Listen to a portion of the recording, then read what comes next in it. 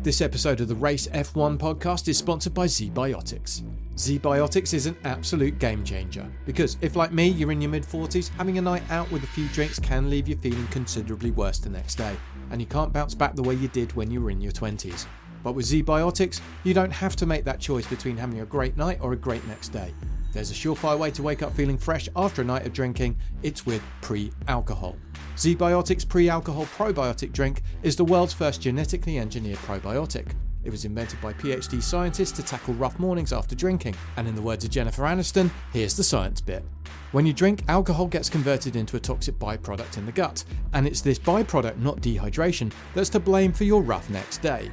Pre-alcohol produces an enzyme to break this byproduct down. So, just remember to make ZBiotics your first drink of the night, drink responsibly, and you'll feel your best tomorrow. Try it for yourself, and you will believe the hype. Go to zbiotics.com/race to learn more and get 15% off your first order when you use RACE at the checkout. ZBiotics is backed with a 100% money-back guarantee, so if you're unsatisfied for any reason, they'll refund your money, no questions asked. That's the letter Z, or Z, if like me you're in the UK, biotics.com/race and the code RACE at checkout for 15% off. One last time, zbiotics.com/race. This episode is supported by Merrill. With a dedicated Merrill advisor, you get a personalized plan for your financial goals. And when plans change, Merrill's with you every step of the way. Go to ml.com/bullish to learn more. Merrill, a Bank of America company. What would you like the power to do? Investing involves risk. Merrill Lynch, Pierce, Fenner & Smith Incorporated, registered broker-dealer. Registered investment advisor. Member SIPC. College football is back like never before. I'm David Ubben, and I host Until Saturday, the Athletics Leveled Up College Football Podcast. 3 times a week, you'll hear me and my co-hosts, fellow Athletics senior writer Chris Vanini and 2-time national champion Damian Harris, embrace the sport's new madness with you. We're also just going to have a ton of fun enjoying all the things that make college football great. Check out the brand new Until Saturday, every Monday, Wednesday, and Thursday this fall. You can find us wherever you listen to your podcasts. The Athletic.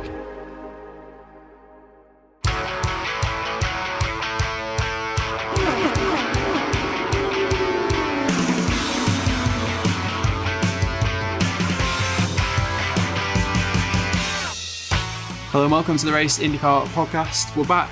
It's the postseason. Of course, we're going to do our top 10 drivers of the year. JR Hildebrand alongside me. I've just surprised him with a thrift store JR Hildebrand Panther Racing hat that I'm currently wearing that you won't obviously be able to see while you're listening to this podcast, but I wanted you to feel the vibe that we're going for in this podcast. We've got some JR love. We're at the end of the season. We're going to have some fun. We're going to rank our top 10 drivers. So you can read my full rankings of the whole 26 driver grid that completed at least half of the IndyCar season on the-race.com. Also hit us up, podcasts at the-race.com with your opinions, either on my written ranking or on the ranking we're about to get into here with JR. Let us know who we missed, who you would have placed differently. Did we slander anybody? Do you have strong feelings about our order and whether we got a driver in the wrong place? Let us know. Email us. You can send us a voice note as well that we can include on the show if you wish, or just write us an email. We'd love to hear from you. JR, I think we should start with the kind of 2 that we didn't have in each other's top 10. So absent from my top 10 are the 2 Meyer-Shank drivers, Felix Rosenqvist and David Malukas, and absent from your top 10 is Alexander Rossi. So why don't we start with Felix and David? Why did they make your top 10? What was the feeling from those 2 that you wanted to put those in? I think it was really, for my top 10 here, I'll give you a little preface, which is basically just that I tried more so than in times past to just sort of ignore the actual championship standings and exact results and base it a little bit more on, and this, you get a little bit of recency bias by doing this, of just kind of what it felt like for the second half of the year, maybe more so than the first half of the year, but just where did it feel like drivers were performing, and what were drivers that really felt like they were either outperforming their equipment or really maximizing, what they were given relative to other drivers on that team. We now have a number of technical partnerships, so factoring that in a little bit as well. And for me, basically just Felix had, in my mind, a resurgent year overall that was littered with events where results just didn't go his way. And in some respects, you can't completely remove him from that equation in terms of why some of those results may not have come.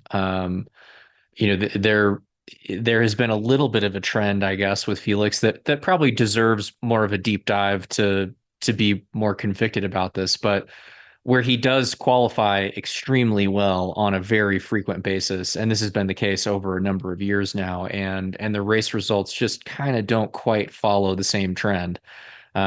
It's when he was teammates with Pato, even when you saw that, you did see that Pato was able to, keep the gap between, qualifying and race tighter than Felix was.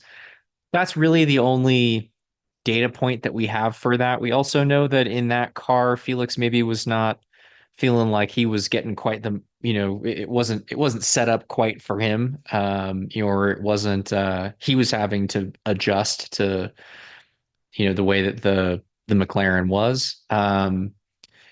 Just overall, now you have him as more of the leader of this Meyer Shank squad. He had an incredible start to the year, and I think just deserves, at bare minimum, basically deserves a shout out here for being in that position. Yes, they have a technical partnership with Andretti, but he had their number as frequently as I can remember, basically, at least in terms of outright pace, which in my mind just counts for a lot in terms of how we're sort of stacking drivers up. So yeah, that's why he was on my list. And David, I sort of just threw in as maybe in my mind more of somebody that just deserves an honorable mention. Obviously not going to be in the points conversation at the end of the year, but given what he went, just because he didn't run a bunch of the races at the beginning of the year. But like, how frequently in the second half of the season, once he got back in the car, was he a contender? I mean, it was rather frequent, and he was running with or ahead of a lot of the drivers that we do have on this list based on just their sort of year-long performance. In a similar vein to Felix, rarely, basically, in sort of the second half of the season, actually closing the deal, but a number of times that not being because he did anything wrong. He's got a tire goes down. He's on they put him on a weird strategy 2/3 of the way through the race, gets taken out by Will Power at Gateway. So, those are basically both just guys to me that could have had a few things go a little bit differently, could have had a number of things that they had nothing to do with go differently, just in terms of strategic choices by the teams and engine failures and things like that. And I think they would be, very much in this conversation, and basically just impressed me this year. I mean, I sort of look at these rankings really just as a way of talking about who was impressive in the IndyCar series and why. And to me, both of those guys stood out.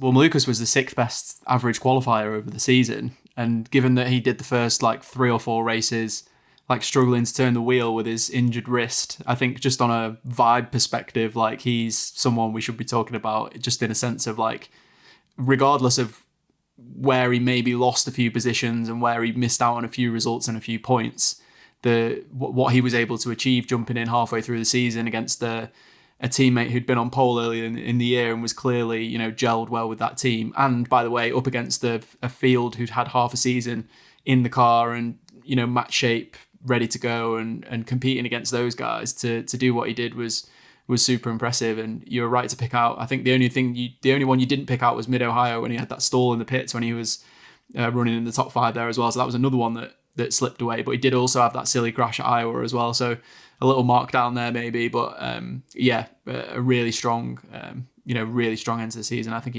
it's definitely right to call him out, especially just everything he went through to get to the point where he was actually, getting in a car at the midway point of the season. Super impressive. And he basically matched Felix's results over the course of their time together at Shank. And obviously Felix had a few bad results as well, and they definitely weren't performing to the full potential there in the second half of the season. But I think given what they had before with Tom, definitely an upgrade and a good decision to make the swap, and that was justified. So that was super impressive to see.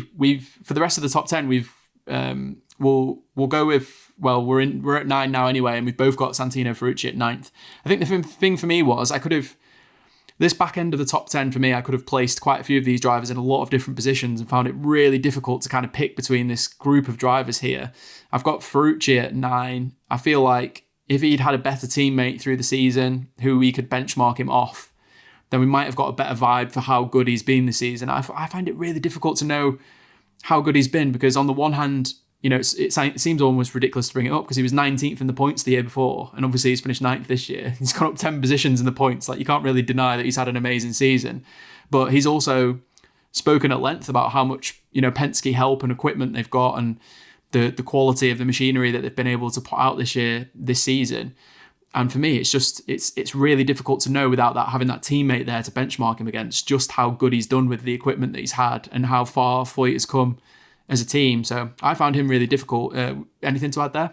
No, I think I guess I would say the same thing, which is, if you have the expectation that they're going to be as competitive as a Penske car, then he sort of ends up about where he ends up in the overall standings here. And I think that for me, him being, I would also say, we know that he's not actually driving for Penske. So there are things that Penske is without question going to be doing better weekend to weekend than AJ Foyt Racing is, even if that's just manpower to throw at execution. They've still got to make they've still got to make changes through each session to, if you're 100% reliant on the Penske guys, then you're going to be half a session or a session behind every time you show up somewhere to like get caught up to where they're at, which we know in the IndyCar series is you just can't win that way. You can't be super competitive, even if you're only just that one session behind. We've had a number of drivers on the big teams talk about that. So I think for me, him being where he's at here is not really because,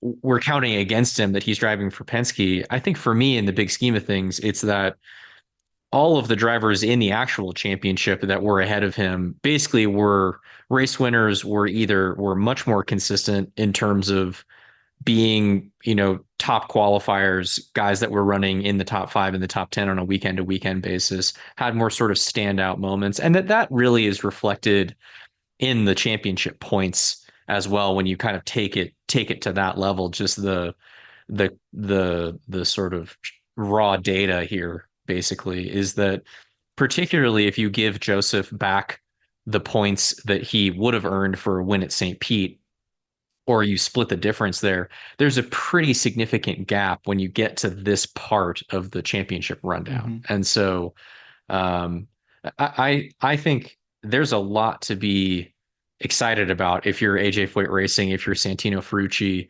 You got to figure with Malukas going in there next year, we obviously just talked about him. That's going to be a much more, as long as the two of those guys get along okay, and that doesn't, Santino having a more competitive teammate doesn't somehow take competitiveness away from the 14 car in some fashion.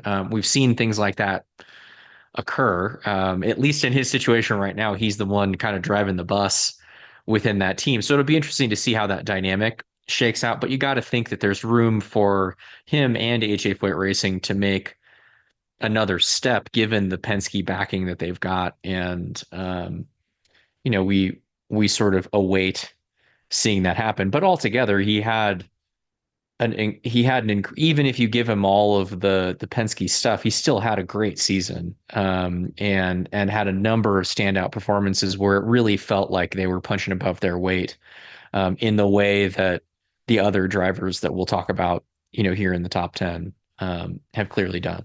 Well, the first top 10 in the championship since 2002, so a really good season for Santino. Up next, you've got Joseph Newgarden. I've actually got him in 7th. You've got him in 8th. I think probably for cause of him having a really difficult season, we've spoken about him a lot on the podcast, and don't think we need to go into too much detail. I think for me, the only thing that bumped him up against ahead of Kirkwood was I basically gave him some extra points for winning the 500, and the fact that he's gone through a lot of turmoil this year, just like we spoke to him at the start of the year. Definitely recommend go back and listen to that podcast because it was really interesting, where he was talking about trying to disconnect the numbers of results and trying to just control things that he can control and being less focused on winning every single week and holding himself accountable if he didn't win every week, and that whole kind of mindset thing that he's been going through. And then St. Pete hit, obviously Long Beach when that happened. It definitely felt like there was a lot of people in the paddock who were not friends with Joseph Newgarden or were not friends with Team Penske and were not happy with what they'd done and how they'd gone about St. Pete.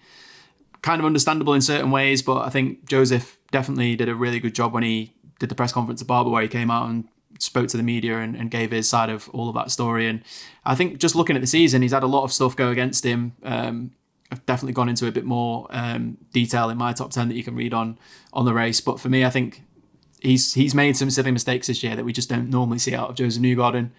And he's not finished in the top 5 for the first time in his Team Penske career. So definitely marking him down for those things. But I've gone ahead with Kirkwood because I felt like Newgarden deserved some points to winning the 500. But you've got Kirkwood in 6th as opposed to my 8th. So let's talk about Kirkwood a little bit, JR. What did you see that's bumped him to 6 for you? I feel like I don't yet feel like Andretti Autosport or Andretti Global now has the number of Ganassi and Penske. So I'm basically giving all of their drivers a bit of a bump just on those grounds. And that's part of why I have Scott 7th and Joseph 8th. It's part of why, just because they ended up, the truth of it was that they ended the season with, in Scott's case, Alex, just one teammate, and in Joseph's case, both of his other teammates in contention for the championship, and that basically neither of those guys were. And I think that basically, I think that they hold themselves to a championship winning standard, like.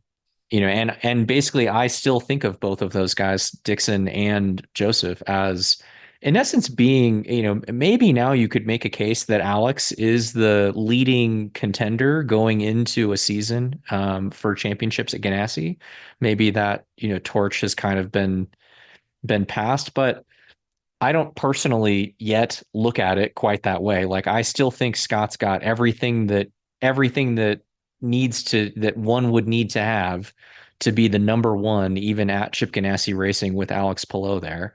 And I think Joseph unquestionably has everything still to be the number one at Penske. And so part of this is these guys kind of just ended up with seasons that didn't go their way. But I'm trying to, every time we do this, I finish doing it thinking, we should factor in the fact that the Penske and Ganassi cars probably are just the best cars every weekend, showing up at the racetrack. And so between that and the fact that Scott and Joseph, I think we should consider them. We should hold them to the standard, basically, of being like the best guys on those teams still. Yeah. And then I think they hold them to that standard. So this is not going to be, I don't think they're going to take offense to us saying that,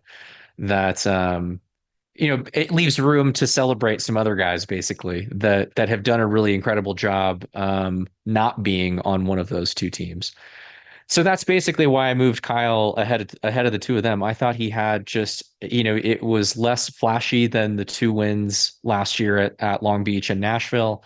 But he just drove, in my opinion, I kind of hate using this word, but like a very mature season, and he was clearly bested by Colton on the ovals. I think there was no question about that, but he showed some glimmer of, real improvement when the cars were good at those places over, just over the duration of a race, which we, kind of haven't seen as much of out of him yet at Andretti. And so I just think he's kind of one of those guys that had more of a Will Power-esque season in terms of he just sort of flew under the radar most of the time, but never seemed flustered. We know that stuff is not quite there yet, or it doesn't seem like it's quite there yet on a weekend to weekend basis. He made the most of what was given to him more often than not. And so I just think he's a guy that I want to make sure that we're still, even if he doesn't have quite as standout of a season, as somebody that still as early as in his career as he is, that we talk about with a degree of praise after the season. I feel like I've neglected to think as much about the Ganassi-Penske divide in my top 10. I think it's really interesting that you bring that up, and I feel like if I was doing this list again, I would take that more into consideration. Kyle had the fourth best average finish of the drivers in the series this year, so I think that tells you a little bit about how his season has gone. And I think the thing for me is that he's been heavily criticised for not being consistent enough, and that's all he's been this year. So if he can, we've seen last season where he was able to win 2 races. If he can combine that with what he's been able to do this year and just add that little bit of, that winning potential with the consistency, then he's proven that he's got all of the attributes that someone needs to go and fight for a championship. He just needs to put them all together into one season. And we see with some drivers that they're just not capable of doing the two, or they do struggle to put the two together. But it's been asked of Kyle that he should be more consistent, and his racecraft should be better, and he should get more into that consistent rhythm of a season. And the fact that he's got the 4th best average finish proves that. So I'm although I haven't got him as high as you, I'm very happy with where you've got him. I think it's nice that we've balanced him out that way. And yeah, for me, on feeling alone, it was just a really impressive season in the context of, you were told last season that you're not doing these things well, and he's come back and done those things. And also, I don't think many people would have put Kirkwood ahead of Ericsson over the course of a season once Andretti had signed him. And I know, Marcus has had a lot of problems this year and a lot more bad luck than either of his teammates have had, but he's also made some mistakes himself, and I'm sure he would take some of the blame in how his season has gone as well. And I don't think there's been many times this season where he's been at, consistently at Kirkwood's level over a selection of races or a group of races. So yeah, really impressive from Kyle Kirkwood. I'm happy you've got him in 6th. Hey, it's Anna Martin from the New York Times, and I'm here to tell you about something for New York Times news subscribers. And honestly, if you're a podcast fan, you're going to want this. It's an app called New York Times Audio, where you can get the latest dispatch. It's 10 a.m. in Kyiv. It was a really loud night. Perfect your technique. A splash of soy sauce, and then a lot of red pepper flakes. Or contemplate the future. A computer program is passing the bar exam, and we're over here pretending not to be amazed by that. It has exclusive shows. From the New York Times, it's the headlines. Storytelling from Serial Productions and This American Life. Act 2, a fiasco involving a village, marauding Visigoths, and some oil. Sports from The Athletic. In those big moments, he puts the team on his back. And narrated articles from The Times and beyond. In recent years, the unexpected sounds of ice have periodically gone viral. New York Times Audio. Download it now at nytimes.com/audio app. This episode is supported by Merrill. With a dedicated Merrill advisor, you get a personalized plan for your financial goals. And when plans change, Merrill's with you every step of the way. Go to ml.com/bullish to learn more. Merrill, a Bank of America company. What would you like the power to do? Investing involves risk. Merrill Lynch, Pierce, Fenner & Smith Incorporated, registered broker-dealer. Registered investment advisor. Member SIPC. Dixon you mentioned, because you've got him in 7th. I've actually got him in 5th. I actually toyed with putting him 2nd at one point, and I'll tell you why before I throw to you. It was because I feel like he's not made a mistake all season, and he's the only person in the top 10 that I can honestly say that obviously we've tried to go back into every race and look at where the issues have been, where people have got stuff wrong and where things have gone wrong. And for me, just couldn't find anything that I thought you have made an absolute mistake there. Like, that is all your fault. Like, Road America was a really poor finish, but he had a puncture and he had all of those like weird tire graining issues going on. I don't really know what was going on there. Mid-Ohio obviously got dumped off on the first lap by Kirkwood, and then he had that crash with Fittipaldi. Where else do we have? Barber, who was on the wrong strategy. That's about... Oh, Portland, sorry. It wasn't Mid-Ohio, was it? It was Portland where he had the crash with Fittipaldi, and Mid-Ohio was where he had the hybrid issue that stopped him from starting the race. So if you take all of those issues out of it, he's not made any errors. And I think even Pato crashed at Iowa. And for me, I found it so hard to place Dixon, because I felt like if just a couple of things had gone his way, he would have been a lot closer to Alex Palou. But it's we always get into this in the top 10, don't we, of like changing results, and you can go back and change 15 results in the championship, would obviously be a lot different. And that's why eventually I kind of moved him back down. And it's clear that Alex Palou has been the better driver in that team this season, and that he deserves to be, the team leader, and has been, Dixon has been lacking something when it comes to racing against Alex Palou, but does have those 2 wins. And I also felt like I wanted to mark him up because he's still got that fuel saving ability that no other driver has. He's one of the only, I think he is maybe the only driver in the field where you could say that he has an attribute that no other driver has or can match, is Scott Dixon when it comes to those fuel saving scenarios. So those are some of the thoughts I had while I was trying to place him. What about you?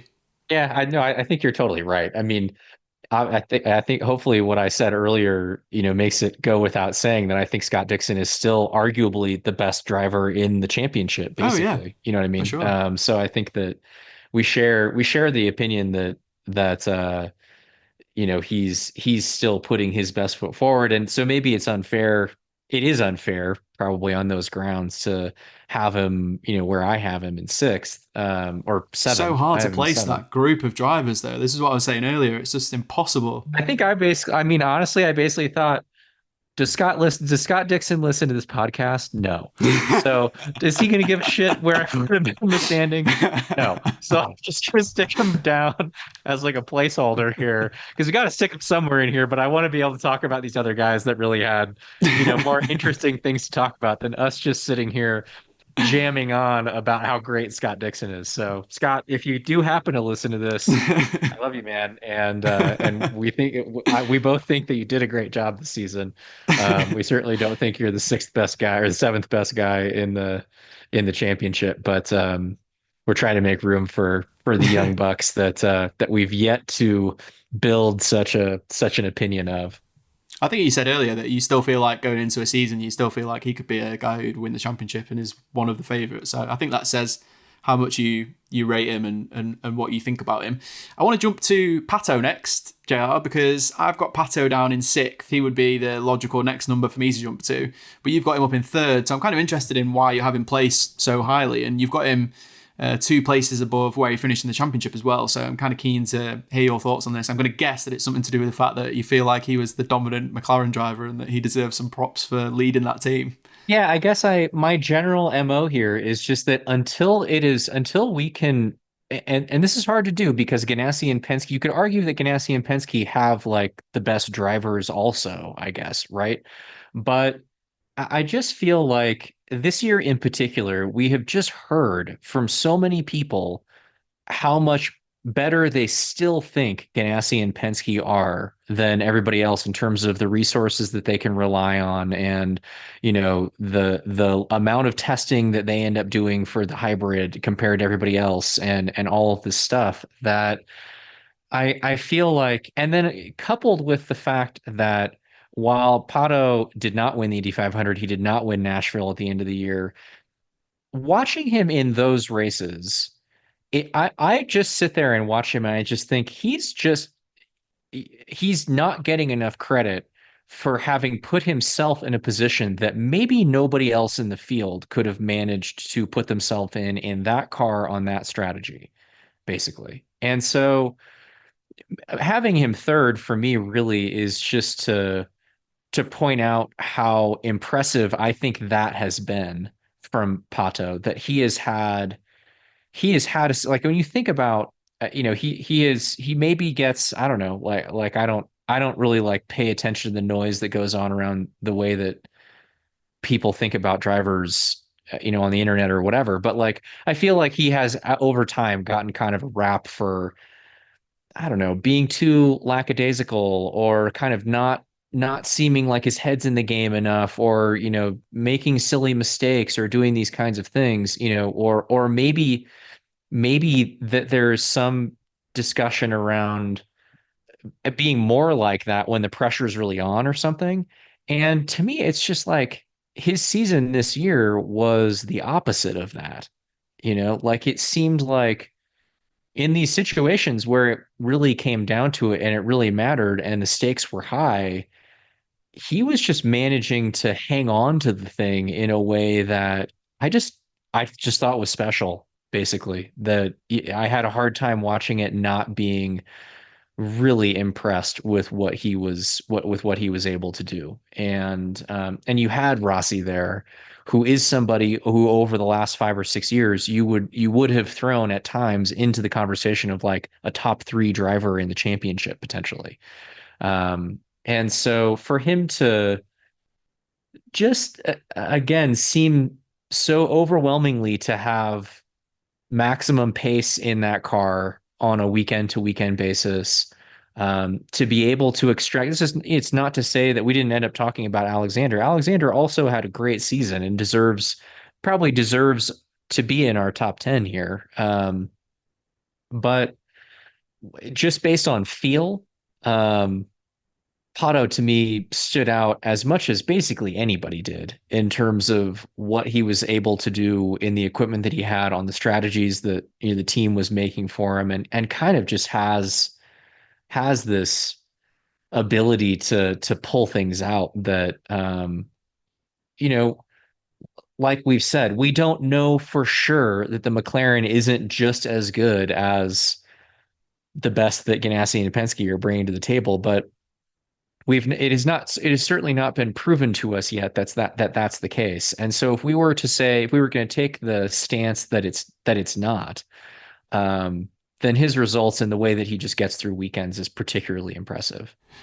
I'll go to Alexander in a sec, but just before we move off Pato, I think there's 2 ways you can look at this. It's my feeling that he made too many errors this year, but in saying that, I think Pato is probably the person this is the most accurate for in the field, is that I think if you don't let him try and find that edge, then you don't get the other results that you get through the season where he's amazing, because he's been let off the leash. I think if we're talking about this where McLaren clearly is at the level of Penske and Ganassi, and Pato's 3 or 4 errors this year cost him the championship, then I think we're in a different discussion. But the discussion we're in at the minute is that McLaren's not quite at that level. I think if you changed a few results where they've had mechanical issues and stuff, they are in the championship picture. But I think you're right. I still think over the course of the season, Penske and Ganassi are still clear.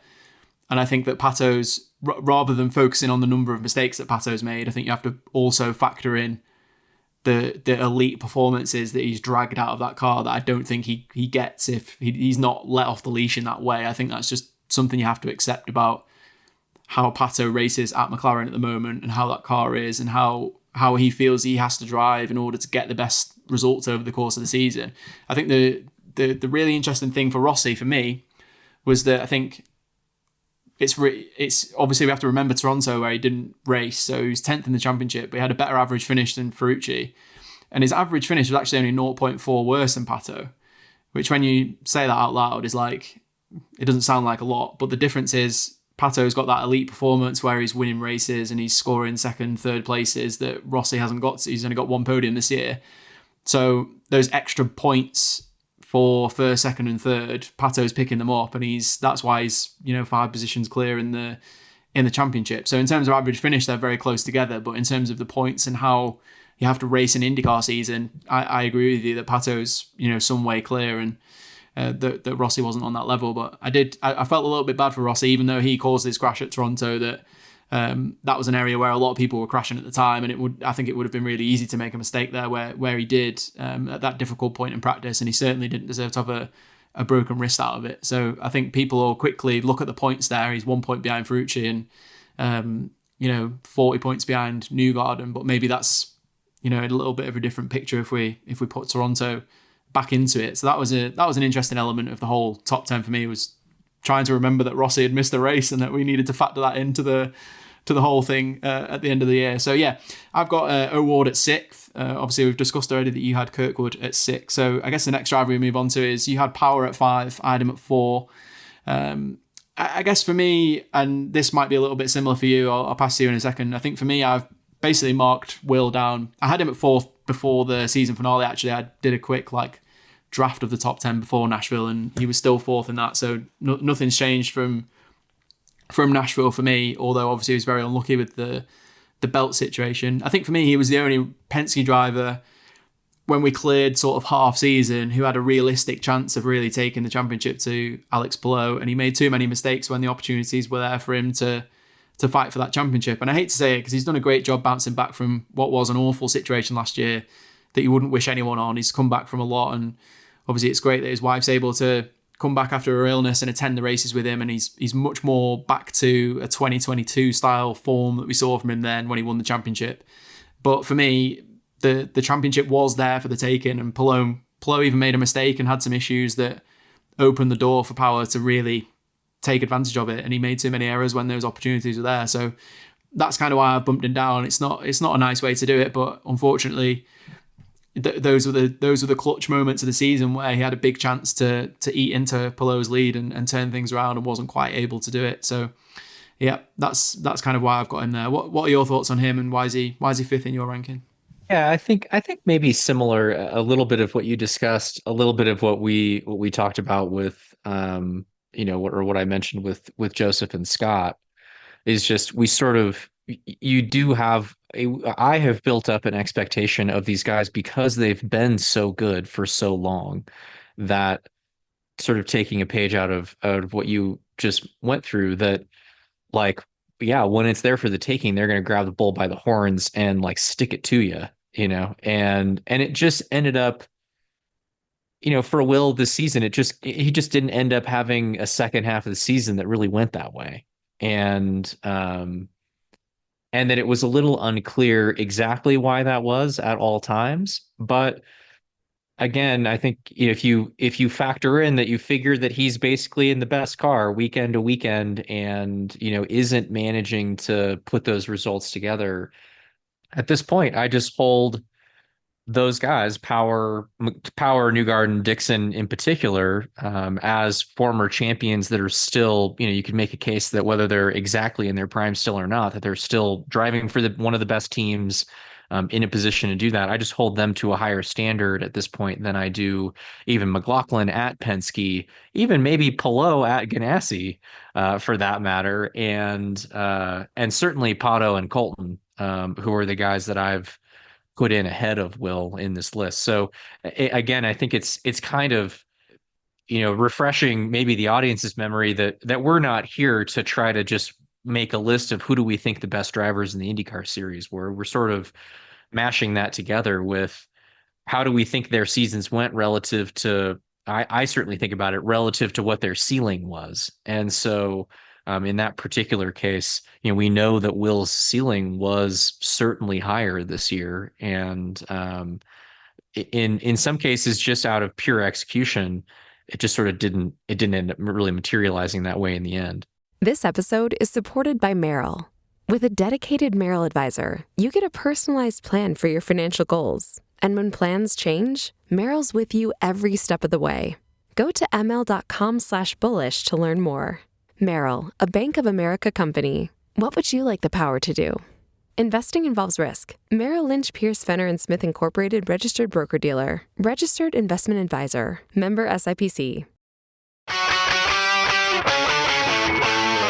Next driver up would be McLaughlin. You've got him in fourth. I've got him in third. Obviously, we've discussed already that you've got Pato in third. So just one position difference between the two of us there. I think for me, I still keep coming back to the fact that he's 4 years into his full-time IndyCar career, and in his second full-time season, he was the best road course driver. This season, he's been the best oval driver.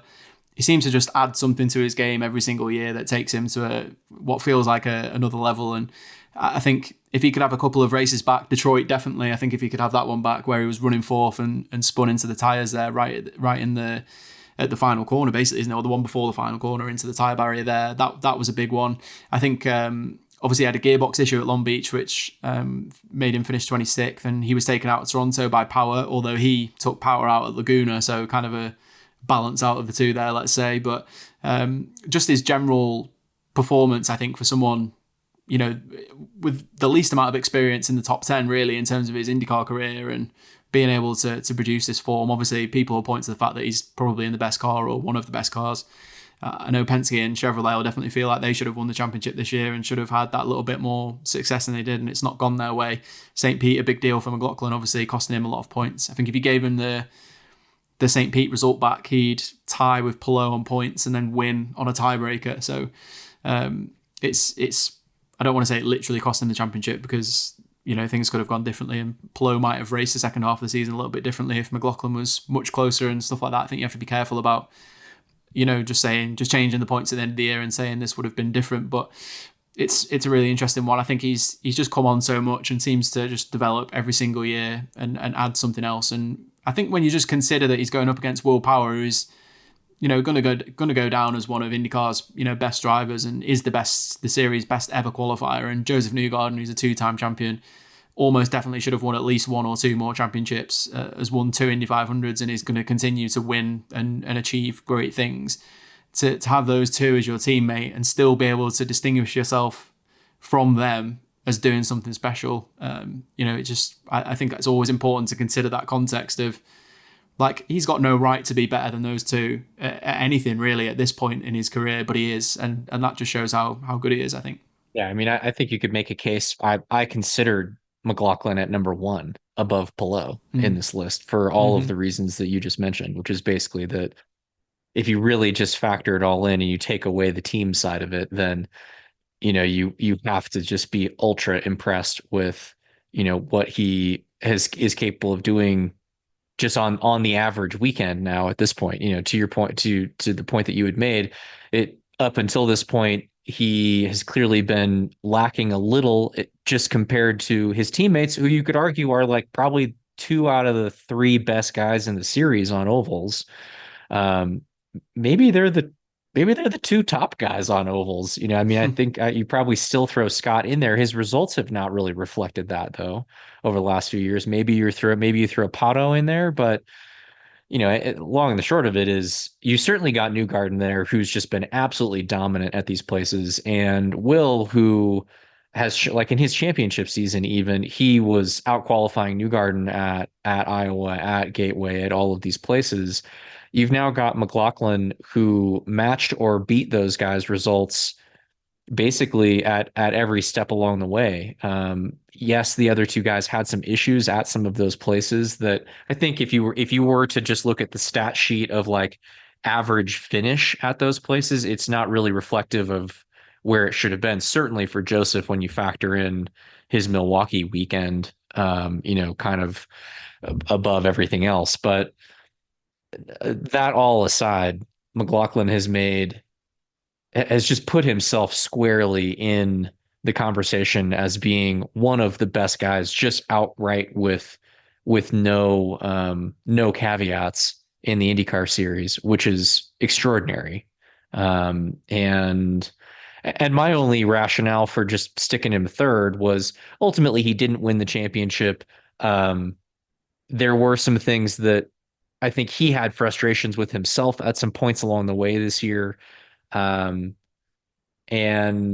that he is driving for Penske. And so in terms of a place to be that enables you to figure out how to go fast on ovals, as an example, there's no better environment to have Rick Mears in your ear and, and have Joseph and Scott, or Joseph and Will as your teammates. And so, I basically put him in third to leave room to talk about Colton at Andretti in really what for them has been just overall a resurgent year all around. Just before we finish with McLaughlin, he had the best average finish on ovals this year, 3.71. The next person had 7.29. That was Dixon and Ferrucci. So like 4 positions clear of anyone in terms of average finish on ovals. So yeah, pretty spectacular to be able to do that in your 4th year in IndyCar, and obviously ahead of Will Power, who's had a lot of experience on ovals now and has been around a long time at Penske. So really impressive achievement. Obviously ahead of Newgarden as well, for all the reasons that you mentioned there as well. I just want to run through the top 10s before we get to the top 2, because I know our top 2s are the same and we're through the differences now. So I'll just run through from 3rd to 10th. So in my top 10, I've got McLaughlin 3rd, Power 4th, Dixon 5th, O'Ward 6th, Newgarden 7th, Kirkwood 8th, Ferrucci 9th, and Rossi 10th. And JR has O'Ward 3rd, McLaughlin 4th, Power 5th, Kirkwood 6th, Dixon 7th, Newgarden 8th, Ferrucci 9th, and Rosenqvist in 10th, with a very significant honourable mention for David Malukas. So on to the top two. It won't be a surprise to anyone, I don't think, that we both got Colton Herta in second and Alex Palou in first. I think the first draft of my I've not done a top 10 ranking for the website. I've done a full ranking of the whole grid, but in that I got to Alex Palou, and I think I just wrote "enough said!" and just left it at that for while I went and did everybody else's and came back to it later on. But let's start with Colton, because you mentioned him and what he's done at Andretti. I think for me, the very similar kind of conversation that we were having about Kirkwood, in the sense that Colton's been criticised for not being consistent enough. He's also had seasons where he's gone and won 2 or 3 races and been, he's had that peak performance and been very, very strong, but not been able to be consistent over the course of a season. And we talked about Kirkwood, if he just can put those two things together, then he's going to have himself a really strong season. And that's basically what Colton's done this year. Is he's won 2 races, been much more consistent. I think his only real issues were that crazy first Iowa race where he had that massive save and just a bit of strategy nonsense there. I think Detroit, the race was slipping away from him when the weather changed and the strategy got difficult, but he also made that wild overtake that was never coming off. That was a mistake he'd definitely like to have back, I think. And obviously the 500 while he was third, he crashed. And I think those issues are reflective of how he came across in the Nashville sort of press conferences and talking to the TV there. It was like, I'm happy I've won the race, and I'm obviously paraphrasing here. I'm happy I've won the race and I'm happy I've done well in the championship. But also if I could go back and change 2 or 3 results in my season, we might have had a chance at the championship because we finished so well in the last race of the year.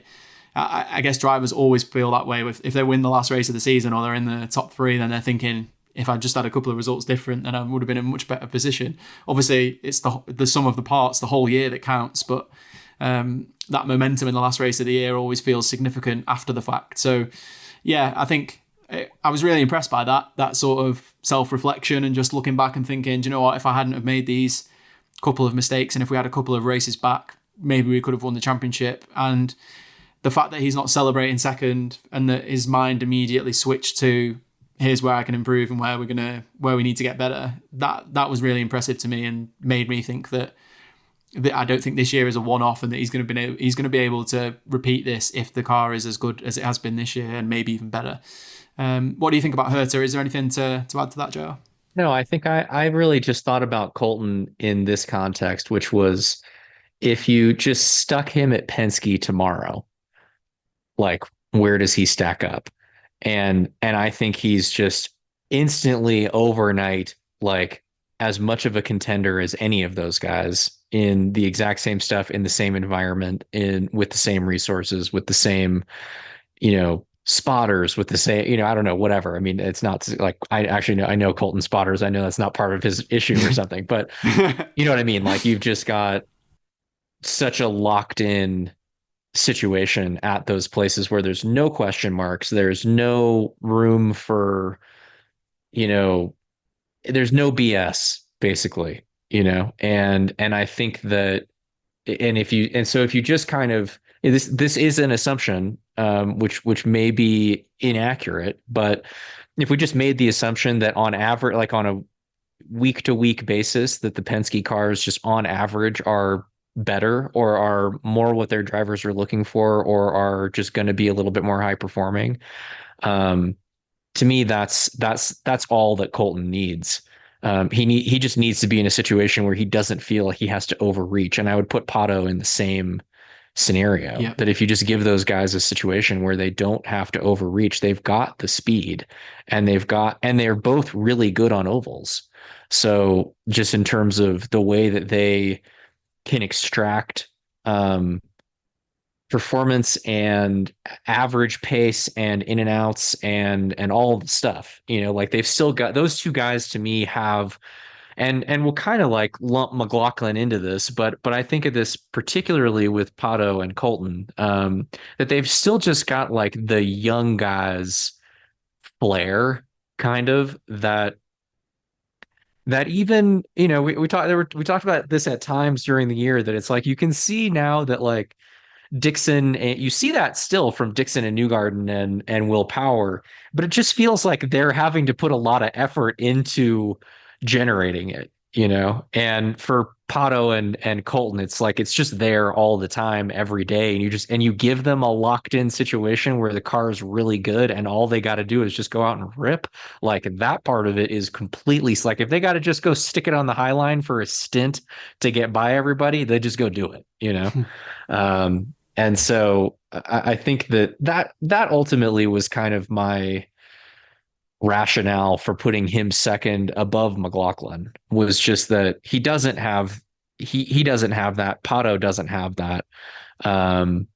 And they're sort of having to lead these teams with a little bit of uncertainty of just like, how good is our stuff every weekend? Like, I don't really know, maybe I'm qualifying third because it's just that good. Maybe I'm qualifying third because I'm on the absolute ragged edge and this is totally unsustainable. Like, that's a question that until you have teammates and some consistency within an organization showing up and kind of dialing that feeling in, you just don't. I think it's hard to know that at the highest level. So, I feel like you brought up that we've said a lot of these same things about Colton that we said earlier about Kirkwood.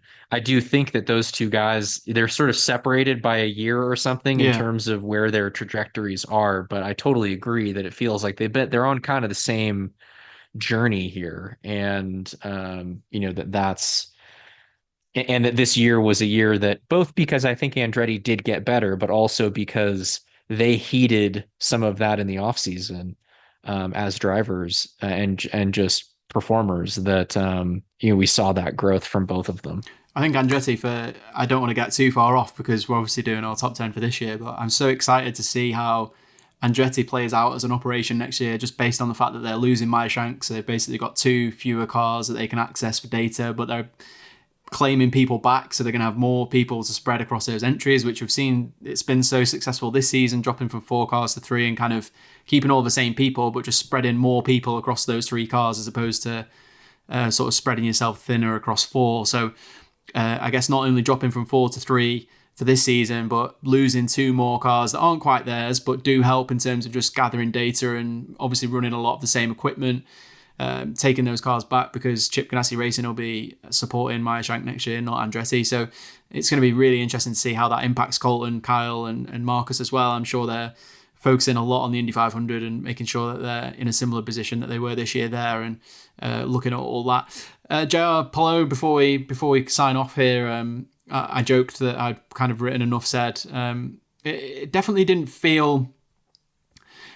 Judging by the fact that he led the championship for the whole season, he didn't feel, and the fact that he's won a 3rd title in 5 years, he didn't feel as clear at the top of this list for me as maybe he could have done. And I think there's a lot of things at play there. I think it's mainly that, we had St. Pete happen with McLaughlin, and obviously a couple of little errors in there as well, but stuff that went against him as well. We've spoken about Colton at length, obviously.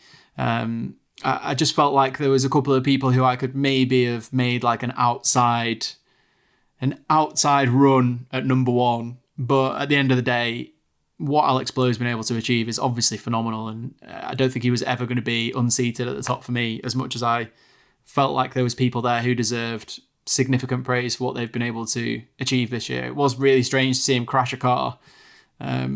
I don't know if we've seen him do that on his own in a race in his whole Ganassi career.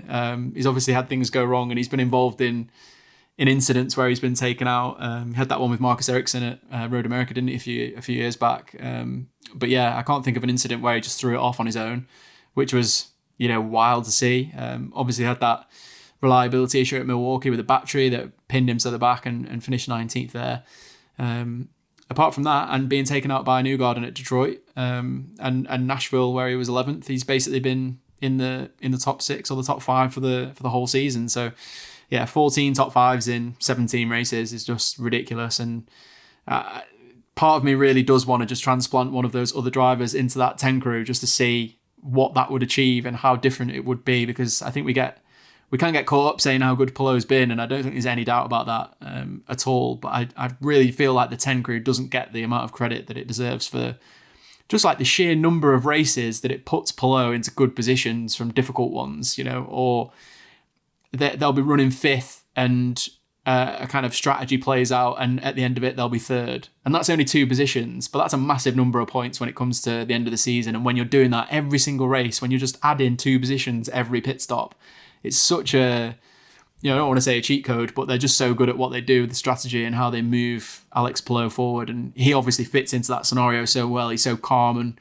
collected in the car and is never panicking. He's always seeing the big picture. And we've talked about how analytical he is and how well he is in that department as well through many, many podcasts about Alex Palou in the past. But yeah, I felt like there was a closer gap maybe than it might have been obvious from the points, but still clear at the top of the leaderboard. And some of the numbers are mind-boggling for me. What did you think? I know you talked about, I think you said earlier that you considered putting McLaughlin first, but you've obviously gone with Palou at the top. So maybe you're in a similar situation that I was.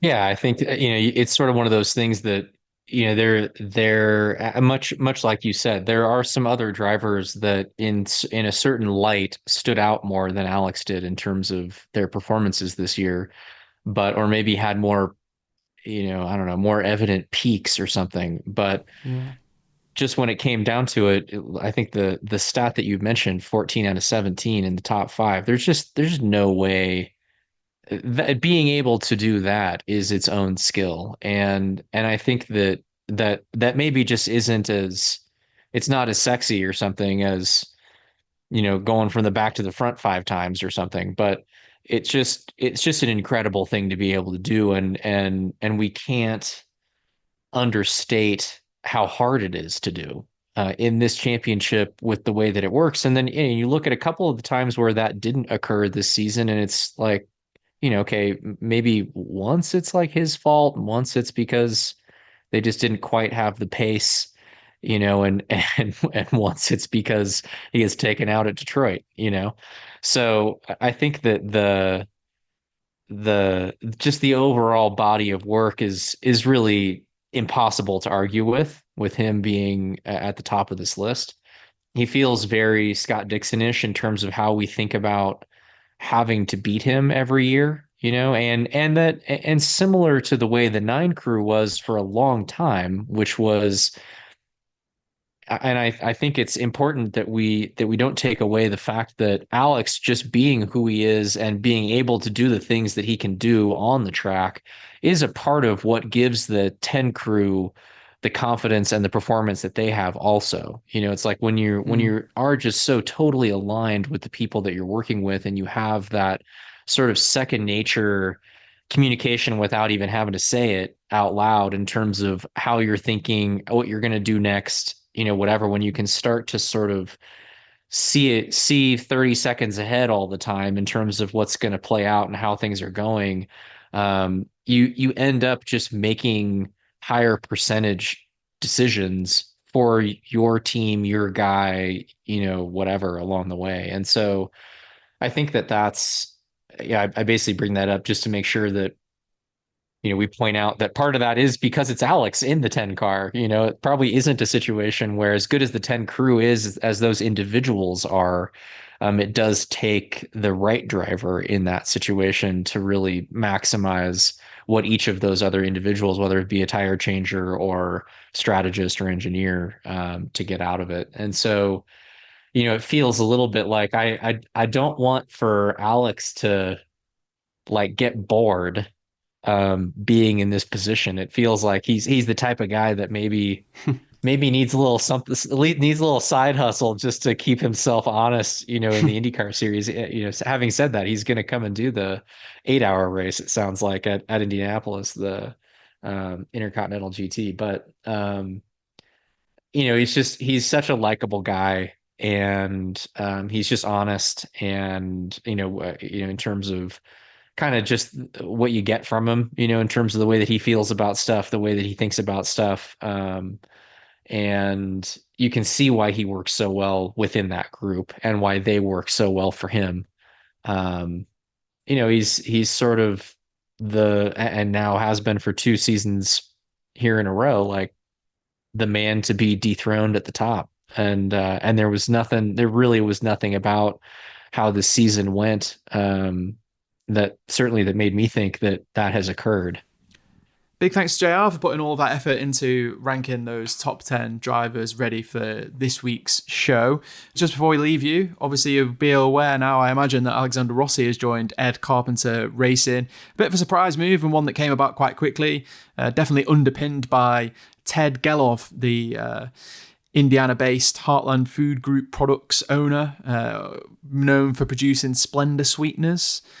They have signed a co-ownership deal for Ed Carpenter Racing, have come on board, obviously brought some backing with them. It's obviously allowed them to sign Alexander Rossi, and I imagine to invest in things like the engineering staff there, probably just the staff in general. It's been probably underfunded for a little while now, that team. You can see Rinus VK's car has been running without any sort of sponsorship on the side of it for at least a big chunk of this season. So I'm sure that money coming in will be a big help, and Rossi's an interesting signing. Obviously, that team's very well known for doing really well at the Indy 500, and Rossi's got an absolutely brilliant record at the 500. I think he's been in the top 5 for at least the last 3 500s, only twice out of the top 7 in his Indy 500 career, and obviously won that 2016 event as well. A very good record at the Speedway, so that seems like a good marriage. It'll be interesting to see how this goes for him and whether he can re-propel himself back to the front of the grid in the future. Obviously, a race winner in the series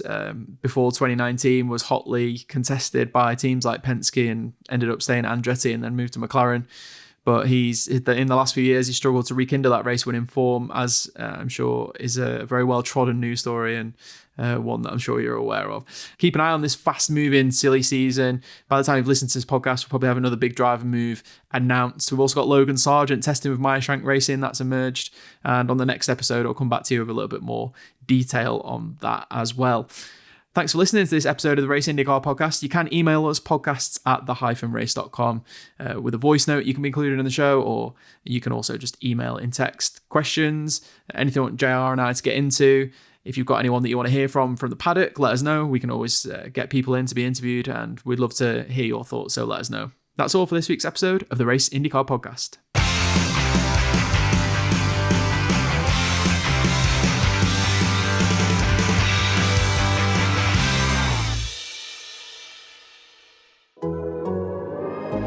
The Athletic.